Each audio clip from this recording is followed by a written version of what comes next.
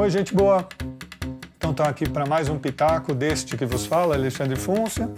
E hoje a gente vai falar de uma coisa que eu considero absolutamente crucial. Dependendo do jeito como a gente enxerga a infância, ô fase horrorosa, hein? Bom, então agora eu vou explicar o que eu estou querendo dizer com ô fase horrorosa. É claro que eu não acho que é uma fase horrorosa, né? Só fazendo um gancho com o que a gente falou antes, tem todo um desenvolvimento da gente que sai de um óvulo fecundado até um ser humano adulto. Um homem de bem, uma mulher de bem, um ser humano de bem. E nesse desenvolvimento a gente vai passando por marcos, né? Um primeiro mais evidente deles é o nosso desenvolvimento motor. E que ele é muito bonito, porque se a gente parar para olhar para esse desenvolvimento, a gente vai ver que é uma coisa que vem da cabeça para os pés. Olha que legal. Então vamos lá, vão viajar junto comigo, tá bom? Então a gente nasce. Aí a gente tem uma primeira apresentação para o avião supersônico que a gente vai pilotar ao longo da vida, que é o nosso corpo. Então a gente não sabe mexer em nada lá dentro, da mesma forma como eu entrando numa cabine de um piloto de um avião poderoso, a única coisa que eu posso é ficar desesperado, chorar e sair correndo. Só que quando a gente é pequenininho e está no corpo, a gente não sai correndo, a gente está numa boa ali. E a gente vai desenvolvendo. Então a gente nasce com um reflexo para extrair o leite e um corpo todo para responder à sensação de prazer ou vamos chamar de desprazer. Desprazer, por exemplo, quando eu estou com fome, e aí o prazer quando eu sou alimentado. Desprazer quando eu estou agasalhado demais e aí tira um pouco da minha roupa, ou no inverso, eu estou com frio e alguém me agasalha. E aí a partir disso a gente vai ver o desenvolvimento motor. E a primeira coisa que a gente vê que começa a acontecer assim conscientemente é que os dois olhos passam os dois a andar juntos, a gente chama isso de olhar conjugado. E aí os dois olhos param de ficar vesgos. Você vê o nenenzinho pequenininho, o nenenzinho está vesgo de vez em quando. Você dá uns petelequinhos aqui nessa região, que a gente chama de glabela, o olho alinha de novo, né? A partir de um determinado ponto, o olho não vai desalinhar mais, a não ser que eu tenha alguma alteração no olho que a gente chama de estrabismo, ou outra coisa que esteja causando esse desvio ocular. Aí eu vou do olho, aí eu começo a ter consciência no meu movimento de mamada. A mamada vai ficando consciente, de forma que, como eu brinco no consultório, aos 3 meses de vida, uma mãe amamenta em pé num ônibus em movimento. Entendeu? Ela consegue amamentar tranquilamente, porque ela sabe exatamente como é que ela vai posicionar a criança e a criança sabe exatamente como ela vai pegar o peito, seja do jeito que esteja, se a mãe está sentada, em pé, deitada, de qualquer jeito. Essa consciência veio. Aí vem essa consciência para o pescoço. Aí a gente fala, nossa, como está firminho, firmou o pescoço. Lá por volta de 2 meses e meio, 3 meses. Lembre-se sempre, esses números não são absolutos, eles são intervalos, tá? Aí, a partir do controle do pescoço, começa a já ter uma consciência deste movimento aqui. E eu começo a ter uma consciência do movimento dos meus ombros. E nessa, se eu for deitado numa superfície firme, como eu brinco, em terra firme, eu começo já a ter esse movimento que inicia uma rotação. Aí esse movimento vai ficando consciente, eu começo a ter um movimento que já pega o meu tronco também, né? Ele vai vindo para o meu tronco, tá? E aí, quando ele vem para o meu tronco, o paralelo são os meus braços. Aí eu começo a ter esse movimento também. Aí aqui, eu jogo para cá, eu jogo para lá, e aí essa rotação vai começando a acontecer, de forma que uma hora eu estou de lado. E depois eu volto, depois eu aprendo a voltar. Primeiro eu viro de lado e depois eu aprendo a voltar. Aí eu aprendo a virar para o outro lado, aí eu aprendo a voltar, né? Depois eu vou ganhar uma consciência do movimento que não é mais só no tórax, mas já é no abdômen também. Então aí eu vou conseguir fazer essa rotação mais ampla e aí sim eu me viro de verdade e às vezes posso já conseguir quase ficar de bruços, de barriga para baixo. A próxima evolução é quando eu ganho a consciência da bacia. Aí nessa que eu ganho a consciência da bacia, eu consigo virar. Eu viro o ombro, aí eu viro a bacia, e aí eu estou de lado, depois eu estou de barriga para baixo. Aí eu estou de barriga para baixo, eu já tenho, nessa que eu já ganhei o movimento do abdômen, eu ganho o movimento do meu antebraço, Nessa que eu ganhei o movimento da bacia, eu já começo a ter essa consciência das mãos paralelamente, que é a fase que as pessoas falam. Ah, o nenê está olhando para a mão, o nenê já entendeu que tem mão, o nenê descobriu a mão. Né? Desculpe falar 3 vezes a mesma coisa.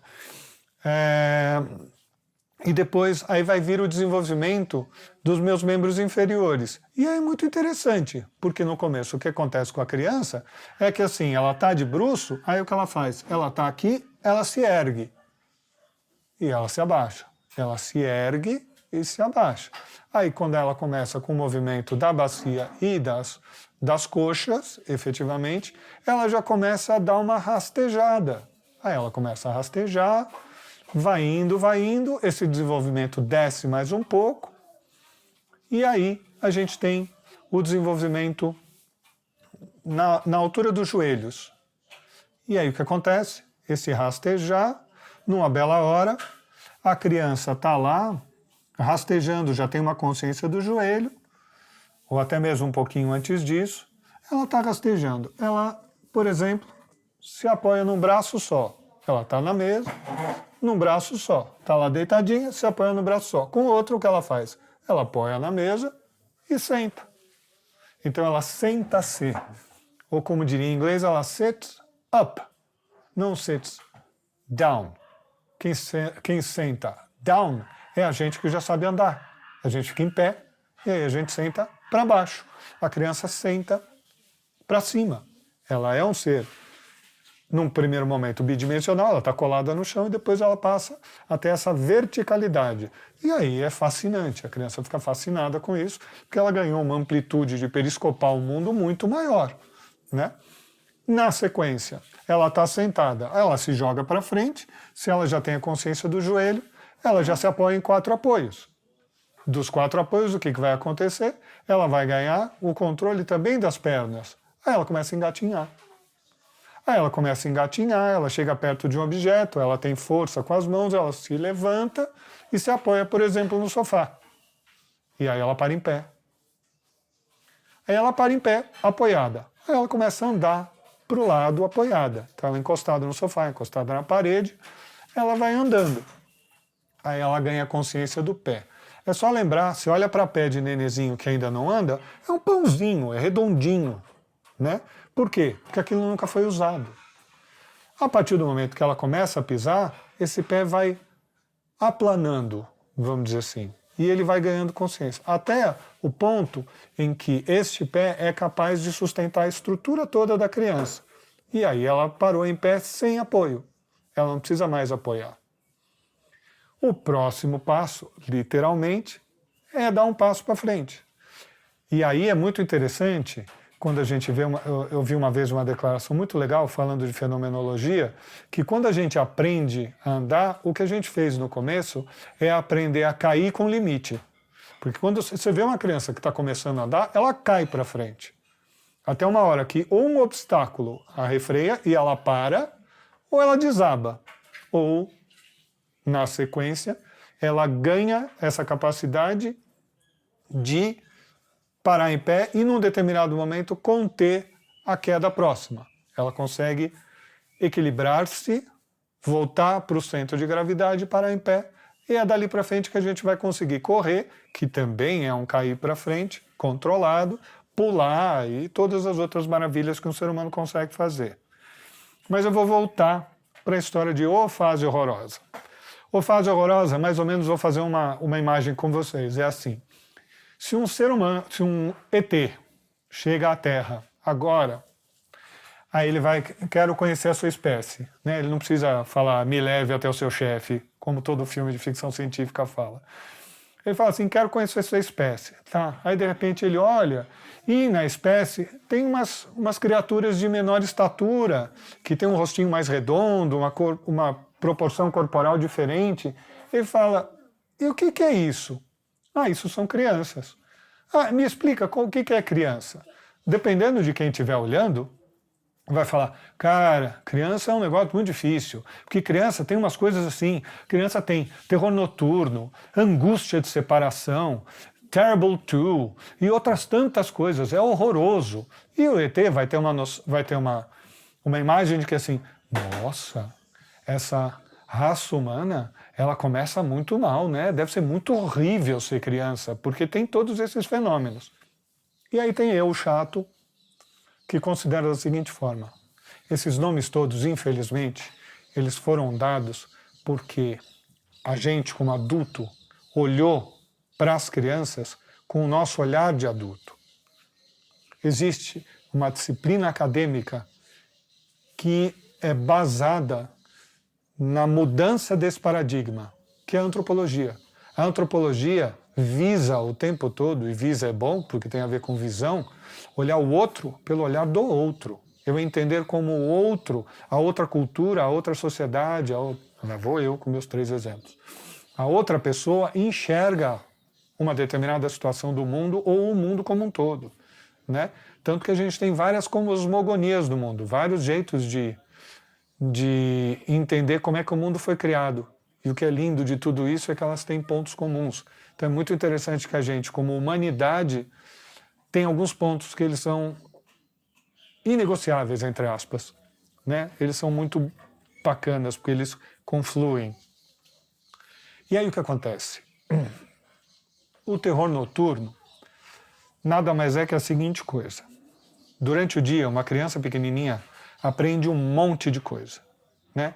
Durante o dia, aliás, todos nós, né? É que chega um determinado momento onde o que a gente está aprendendo, a gente já aprendeu no dia anterior, então a gente fala assim, né? É a rosa, já vi 505 rosas, tanto faz. Mas não, para a criança não. Ela está naquela ideia e ela aprende a rosa, por exemplo. Aí ela vai no colo da vovó. Aí ela vê uma pessoa brincando. Aí ela vê um cachorro latindo. Aí ela vê outro cachorro latindo. Aí ela foi passear no parque. Aí a família resolveu passear no shopping. Aí resolveram comer comida de shopping, diferente da comida da casa dela. Ela terminou o dia com um monte de experiências, concordam? Várias experiências. E absolutamente nenhuma delas pode ser negativa, mas são várias experiências que ela captou do mundo. Então, no meu estado de vigília, eu estou captando o mundo. Aí eu tenho uma necessidade de descansar para reorganizar o meu corpo, para refazer processos metabólicos. É dormindo que a gente cresce e é dormindo que a gente aprende. Então, fazendo gancho com aprende. Dormindo, eu vou organizar todo esse monte de coisas, esse monte de experiências pelas quais eu passei durante o dia. Eu posso guardar algumas experiências dessa, aí isso vai ser a tal memória de longa duração. Eu posso, se for a 55ª flor que eu estou vendo daquele tipo, jogar fora essa memória, faz assim, eu já tenho o registro rosa de várias maneiras, esse aqui eu não preciso guardar.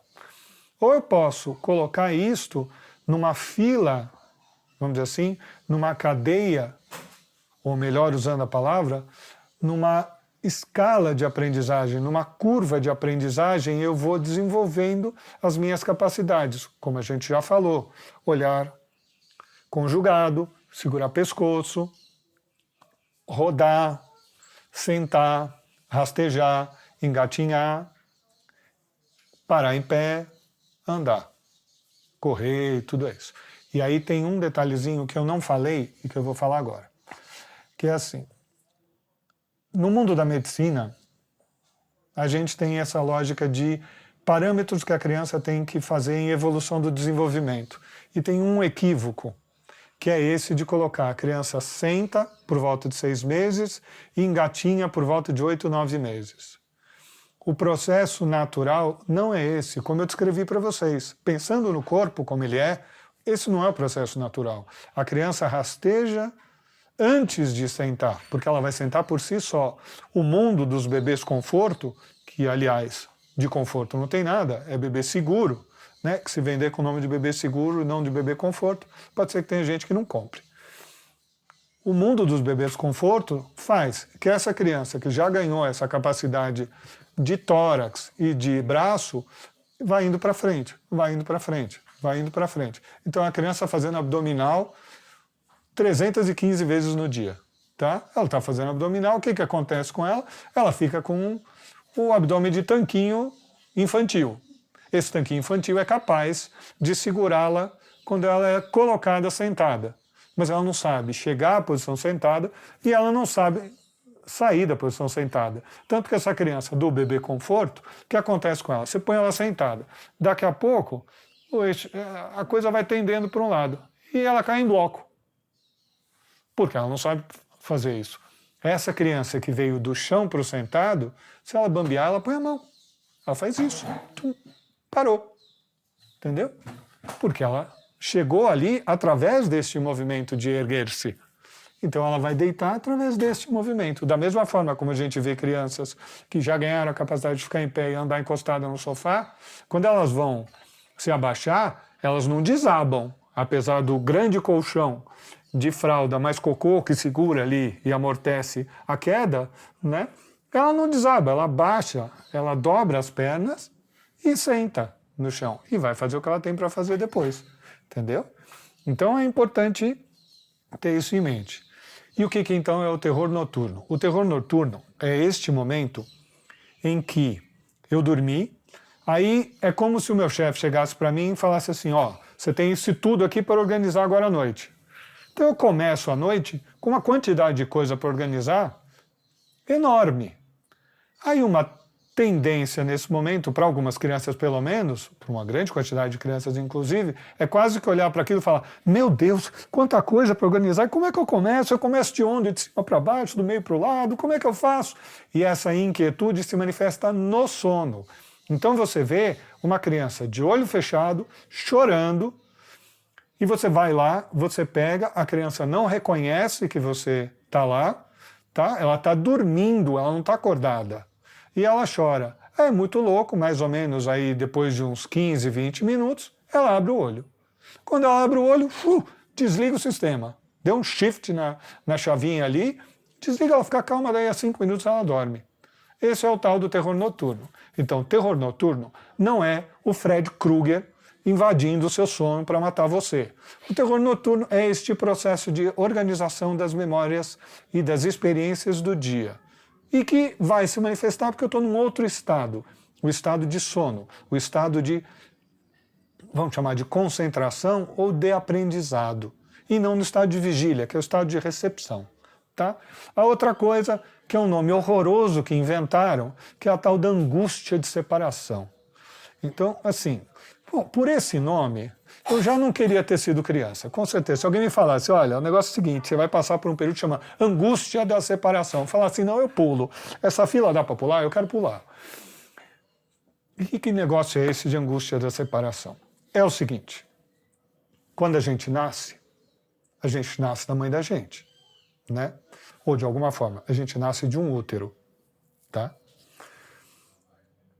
A melhor pessoa que descreveu o que é uma mãe, para mim, é o Chico Buarque, naquele trecho. Ó pedaço de mim, ó metade arrancada de mim. Tá? É melhor que a frase de que um filho é um coração que bate fora do peito. Porque essa frase define. Isso é a definição de uma mãe ou a definição de um filho. Então, se é um pedaço da mãe, é a mãe. E é assim que as crianças são. As crianças, para elas são a mãe delas.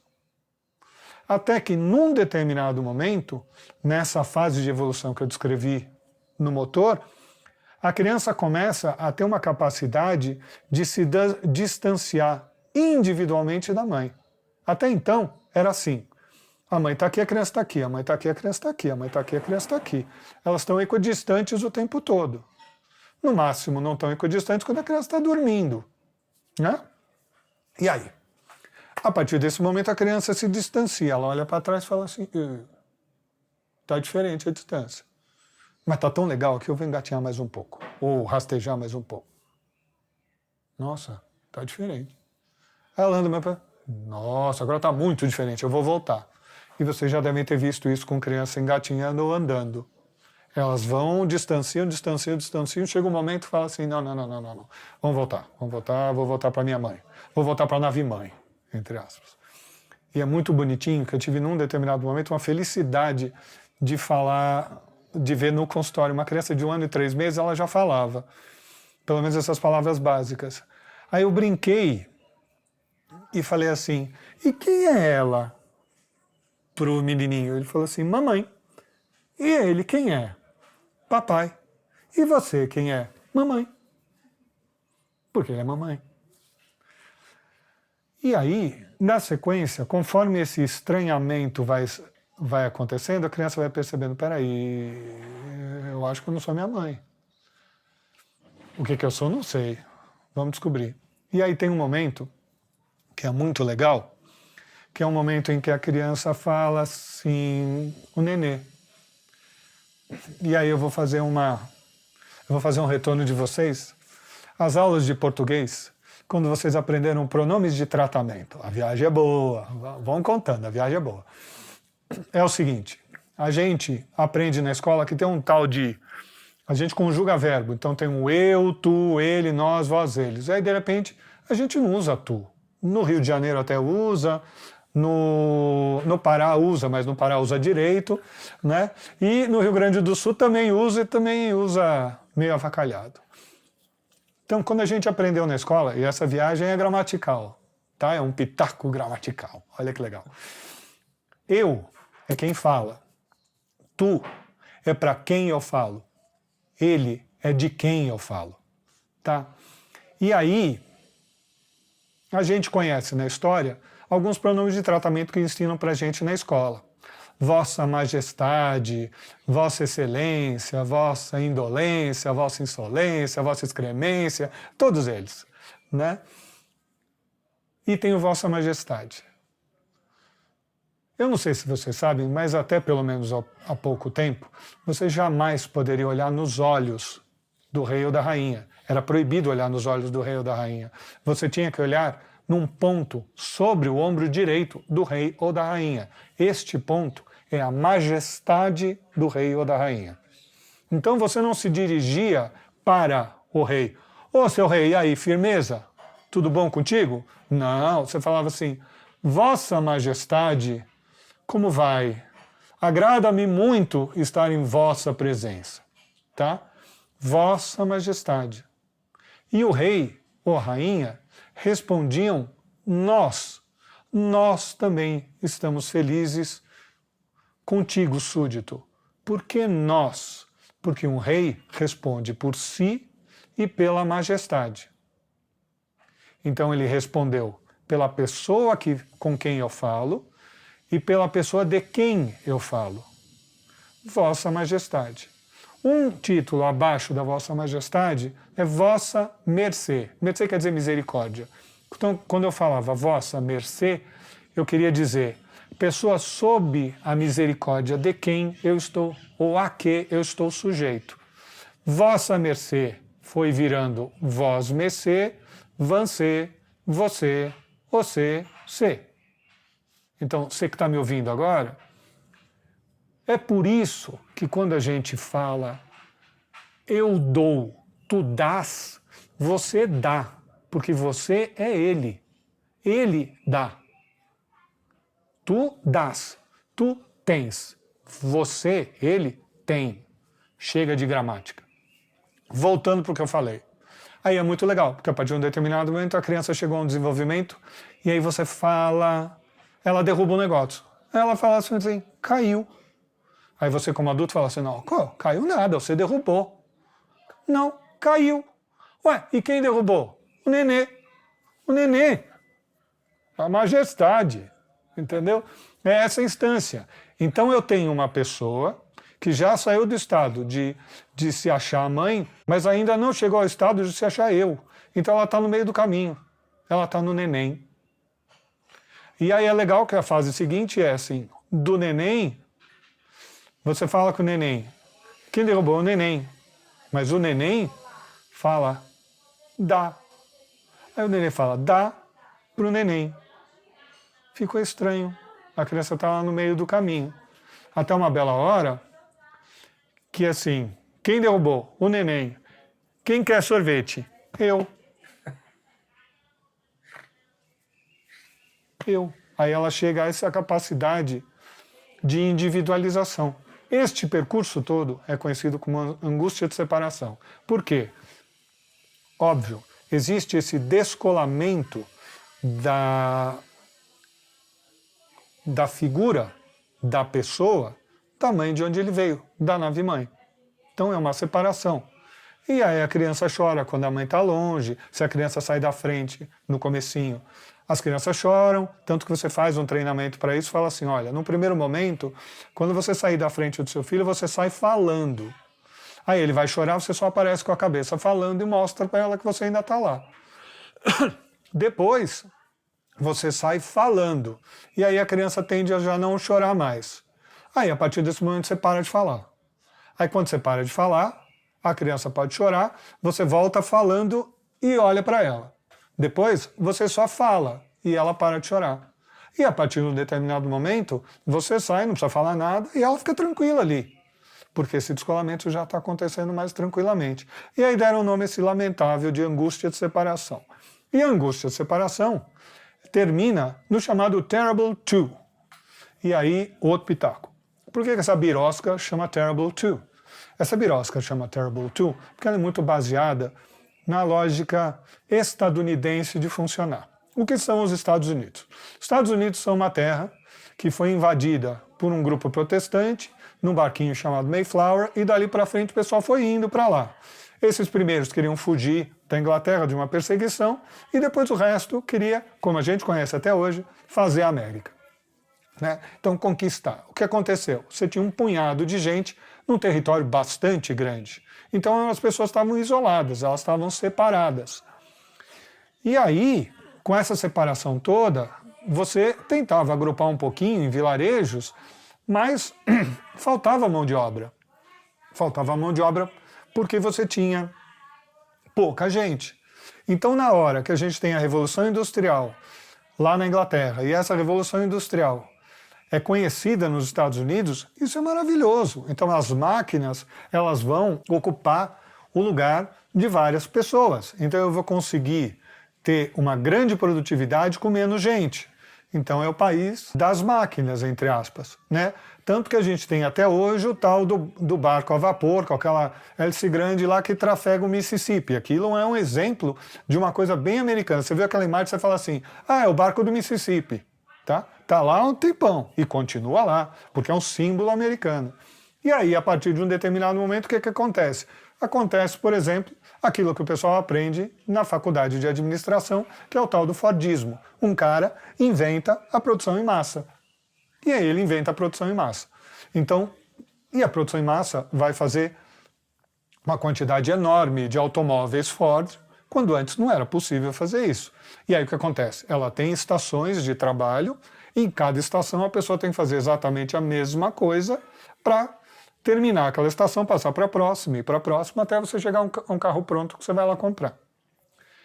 Para que eu tenha isso, eu preciso de uma homogeneização, que hoje em dia é avaliada através daquela ISO, por exemplo. Né? São acreditações que você dá para se as pessoas estão seguindo direitinho todos os passos. Então, a sociedade americana é uma sociedade da produção em massa em que cada passo tem que ser obedecido direitinho. Aí aparece um serzinho que chega na sua casa e depois de um tempo você fala, filha, vamos tomar banho? Não. Como não? Esta etapa do processo de tomar banho faz parte do nosso protocolo. O protocolo criança inclui a fase de tomar banho. Ela fala, não, quer dormir. Não, quer brincar. Eu não gosto de abóbora. Mas todo mundo come abóbora, filha. É Halloween, a gente pegou abóbora, agora a gente vai comer abóbora. Não, não gosto de abóbora. Então, é uma pessoa terrible. Isso acontece por volta dos 2 anos, como eu descrevi para vocês. Por isso chama Terrible Two. É terrível? Não. É uma demonstração de que esse ser humano chegou a um grau de individualidade. Ele é um indivíduo. Ela é um indivíduo. Ele é um indivíduo. Tá? Isso é genial. E dali para frente só vai ficar mais interessante. Entendeu? E aí, aproveitando para fazer um outro gancho, que eu já falei pra caramba, mas vou falar mais um tanto. Tem algumas coisas muito legaisinhas dessa história, que é assim, as pessoas dão vários nomes para esse percurso. Então assim, tem um, por exemplo, que eu acho divertidíssimo. Mamada dos sonhos. O que é a mamada dos sonhos? É uma mamada que as pessoas fazem com uma criança dormindo para que ela continue dormindo mais tempo. E muitas vezes essa mamada dos sonhos é feita com leite não saído do peito. Mas tanto faz de onde vem o leite, a mamada é dos sonhos. Dos sonhos de quem? Dos sonhos da mãe e do pai, que querem dormir. Então, dá o nome de mamada dos sonhos, as pessoas compram, como falar assim, ai que delícia, meu filho vai ter sonhos maravilhosos. Não, filho, é você que quer encostar o corpo e quer dormir. E é justo, é plenamente justo, mas você tem que saber que é você. Entendeu? Que nem eu falei com a febre. Se às 3 horas da manhã você vai tratar com o remédio que for, contanto que você for consciente, você pode dar remédio para o seu filho para você se acalmar. Da mesma forma, você pode dar mamada dos sonhos, contanto que você saiba que é dos seus sonhos que você está falando. Tá? Tem o BLW. BLW, que é o tal da Baby Led Weaning, que é a capacidade da criança na introdução alimentar. E isso é feito com a criança pegando a comida ela própria. Né? Aí eu me divirto imaginar a seguinte situação, uma nutricionista americana, por isso vem basicamente dos Estados Unidos, explicando para um árabe ou um indiano o que é BLW. Então faz assim, faz a comidinha e tal. E aí eu fico imaginando o seu Ibrahim ou o seu Gupta falando, filha, mas isso é milenar. Meu trisavô come com mão, meu bisavô com mão, meu avô com mão, eu com mão, meu filho com mão. Comer com mão não tem nada de tão complicado, o filho é comer com mão, né? Então BLW é comer com a mão. Então é normal. É um grande avanço no sentido de percepção, de neurológico. A criança vai ter que aprender a pegar a comida, segurar com força necessária para não deixar cair e com força necessária para não esmagar, levar até a boca, colocar dentro da boca, aí pegar mais, então ela vai se desenvolvendo. Então eu sempre sugiro para os pais para ter uma mesa grande, de forma que a criança uma hora pega aqui, uma hora pega aqui, uma hora pega ali, uma hora pega outro, tá? E ela vai pegando, ela vai ganhando movimento dos dois lados do corpo, do meio para os lados. É legal, porque quando ela pega, ela vai ter conhecimento de... Quando ela olha, ela vê uma cor diferente, ela pega, ela vê uma consistência diferente, uma textura diferente, ela aproxima, ela vai ter um odor diferente, ela põe na boca, ela vai sentir um gosto diferente, e isso vai ampliando a capacidade de sensações da criança através desse nome bonito, que são as propriedades organolépticas do alimento, por exemplo, aqui no caso, que são isso, o cheiro, a consistência, a cor, o gosto, essas coisas todas. Tá? E a terceira coisa é o tal de uma frase que é muito comum falar assim, ah, ele está fazendo manha. O nenezinho de 8 meses, ah, ele está fazendo manha. Não fica com ele muito no colo, senão ele vai fazer manha. E aí eu quero que alguém me explique como é que um ser humano de 8 meses tem um arcabouço psicológico para conseguir fazer manha. O que é manha? Então vamos dar uma definição de dicionário para manha.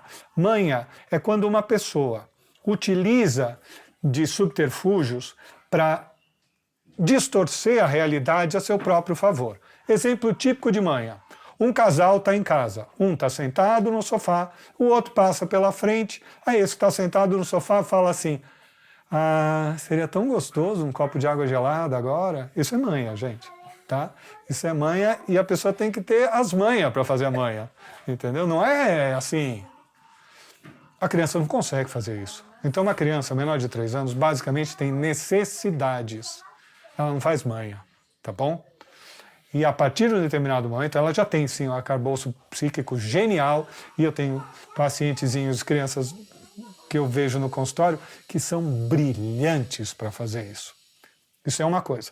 Outra coisa é as crianças muito cedo na vida, elas desenvolvem a capacidade de saber onde elas amarraram o burro delas. Então elas lidam com as pessoas de maneira diferente. Então assim, eu digo que tipicamente o ser humano incumbido de fazer criança bater palma para o aniversário de 1 ano é a avó. As avós ensinam as crianças a bater palma. É quase que estatutário isso. Tá? Com um dos pais, a criança age de um jeito, com o outro, ela age de outro. Você vê isso do nenenzinho pequenininho, uma criança que está começando a comer, fala assim, ah, comigo ela não come, mas com meu marido ela come.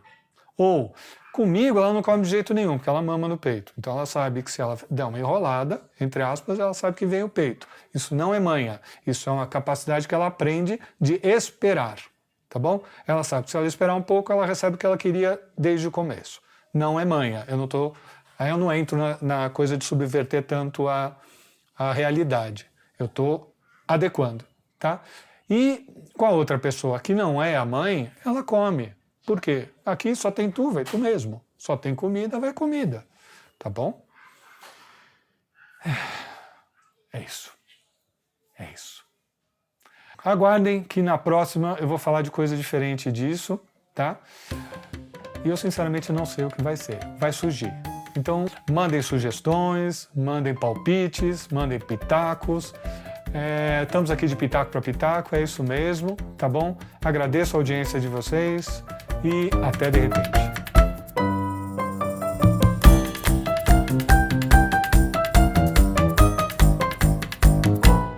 Este podcast foi editado por Felipe Mux.